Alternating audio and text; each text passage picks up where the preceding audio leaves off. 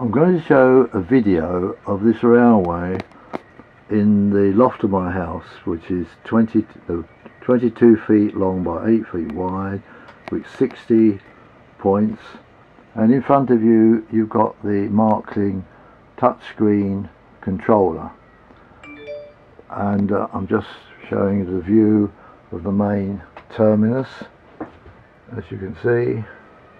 And there's down here there's a sort of container depot and a road across the terminus and sheds, and in the distance you can see a harbour with a few trains stored there.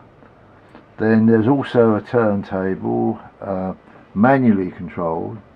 I should have said it's N-gauge, and it's all controlled digitally with 25 sound equipped locomotives.